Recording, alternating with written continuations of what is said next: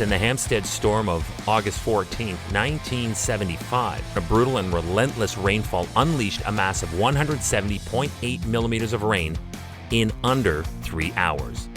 Hi, I'm Chris May, writer, producer, and host of This Day in Weather History, now in its second year from the Weather Network in Canada.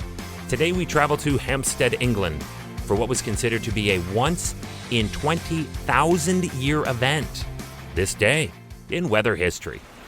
The rain started at exactly 5:15 British Standard Time and ended at 10 to 8 that night, less than 3 hours later. The storm was a sluggishly slow mover over Hampstead Heath, so slow that it barely moved at all for the entire duration of its heaviest output. The Society's weather recording station must have been close to the point of the maximum rainfall because it recorded that 170.8 millimeters, something comparable to 3 months' worth of rain in under 3 hours. Although it was a slow-moving low, it did spread the wealth around fairly.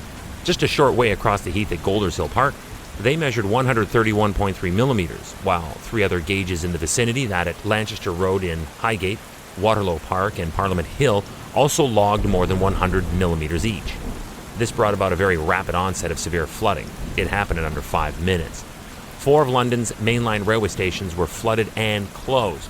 A large part of the London Underground was brought to a standstill as tunnels were flooded and the electricity supply failed. Temperatures at the time were close to 29, 30 degrees. With this, the Hampstead storm grows from a single cumulus cloud into a cumulonimbus with at least 3 cells. It's becoming more of a supercell. It literally was a confluence of air masses over the east and southeast that was triggered by the hot air pushed by the actual low, combined with some sea breeze convergence. In meteorology parlance, we would refer to this as a heat-triggered or air mass thunderstorm. Now here is where things turn truly bizarre. It is estimated that despite the point of maximum rainfall being likely within a few hundred meters of the rain gauge at Hampstead Observatory, it is highly unlikely that the site of the gauge coincided with the spot that actually received the most rainfall. Speculation was that the Hampstead rain gauge under-recorded the actual quantity of precipitation because many of the large hailstones that were falling at the time might have literally bounced out of the gauge's funnel. Welcome to year 2 of this podcast. Right now, you're listening to the full version of today's story on your favorite podcast provider, but there's also the daily podcast video short. They're shot right here in my podcast recording studio, so you get that perspective, but oftentimes they will include visuals from that day's event from when it happened in weather history.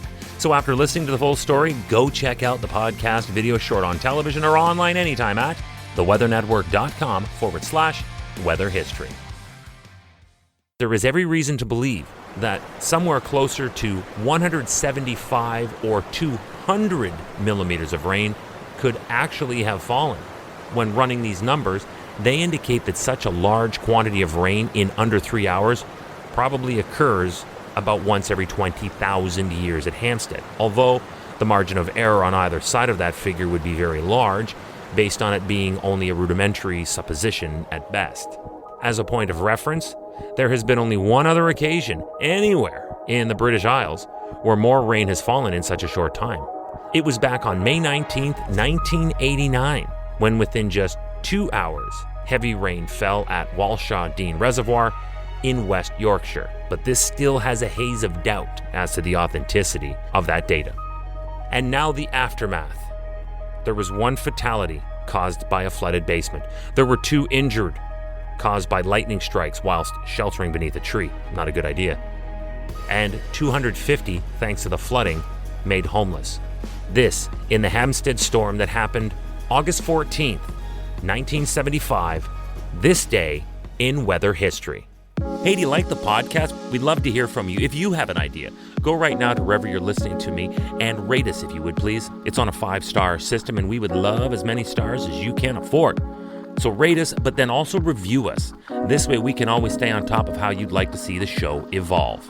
then remember to subscribe to this podcast. Click the subscribe or follow button right there on the very same podcast homepage you're listening on. You'll be immediately reminded that the next day is ready to listen to, and you also have access to every episode in the archives. It dates back to June 1st of 2020, so there is a lot that we got to get caught up on this day in weather history. Tomorrow is August 15th.